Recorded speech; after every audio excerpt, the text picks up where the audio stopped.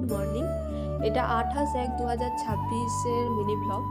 তো এই দিনটা আমার কাছে খুবই স্পেশাল ছিল, কারণ কেন স্পেশাল বলছি সেটা দেখতে থাকো, বুঝতে পারবে তোমরা। তো প্রথমে রেডি হয়ে আমি চলে গিয়েছিলাম কোচিনে। টোটোতে যাচ্ছিলাম, তখন আমার চুলের অবস্থা অলরেডি খারাপ হয়ে গেছে। তো টিউশনি পড়ে বাড়ি ফিরে স্নান করে রেডি হয়ে গেলাম খুব তাড়াতাড়ি, কারণ আমি যতক্ষণ রেডি হচ্ছিলাম ততক্ষণ আমার বন্ধুরা স্কুলে প্রায় পৌঁছেই গিয়েছিল। তো আমি তাড়াতাড়ি করে রেডি হয়ে নিলাম, রেডি হয়ে নিয়ে সাইকেলটা নিলাম, আমার সাইকেল নিয়ে চললাম সেই পুরোনো রাস্তায়, যেটা 8 বছর আমরা অতিক্রম করেছি। তো সেই রাস্তা ধরে আবার গেলাম স্কুলে, আবার সেই রুম, আবার সেই স্যার ম্যাডাম, দেখে খুবই ভালো লাগছিল, খুবই মনে পড়ছিল আগেকার দিনগুলোর কথা।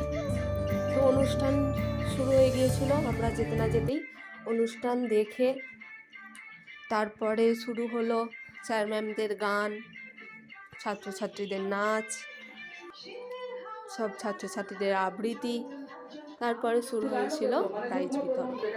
উচ্চ মাধ্যমিকে পাড়াশালী হাই স্কুলে যুগ্ম প্রথম হয়েছিলাম, তো তার সেই কারণেই আমাদের নিমন্ত্রণ করা হয়েছিল স্কুল থেকে, স্কুল কর্তৃপক্ষের কাছ থেকে। তো আমরা গিয়েছিলাম, আমাদেরকে পুরস্কার দেওয়া হয়েছিল। আর এটা যেটা দেওয়া হচ্ছে, এটা হচ্ছে কমলা খামারু মহাশয়ার স্মৃতিচারণ হিসাবে পুরস্কার দেওয়া হয়েছিল আমাদের। পুরস্কারটা কি সেটা আমি লাস্টে দেখাচ্ছি। তো আবার সেই স্কুলের মাঠ, সেই স্কুলের পুকুর, সেই সেই খেলার মাঠ, চারিদিকে স্কুল, স্কুলের রুম থেকে সব ছেলেমেয়েরা চেঁচাচ্ছে, সেই আগেকার দিনের মতো কিছুটা মনে পড়ে গেল, চোখে জল এলো। তারপরে আমরা খেতে বসলাম। মেনুতে ছিল ফ্রাইড রাইস, চিলি চিকেন, আরও ডিমের টেবিল, আরও অনেক কিছু ছিল, মিষ্টি, চাটনি, পাঁপড়। তারপর ওদেরকে টাটা বলে আইসক্রিম নিয়ে বাড়ি ফেরার পথে দেখি না ভাইরা কুল পারছে, তো দুটো কুলচে কুল খেয়ে বাড়ি ফিরলাম। ফিরে গিফট দুটো খুললাম, দেখলাম যে ওটাতে 200 টাকা, আর এইটাতে হচ্ছে পথের পাঁচালী বই আছে বিভূতিভূষণ বন্দ্যোপাধ্যায়ের। আবার বইটাতে আমার নামও লেখা আছে এখানে, সরস্বতী বাই।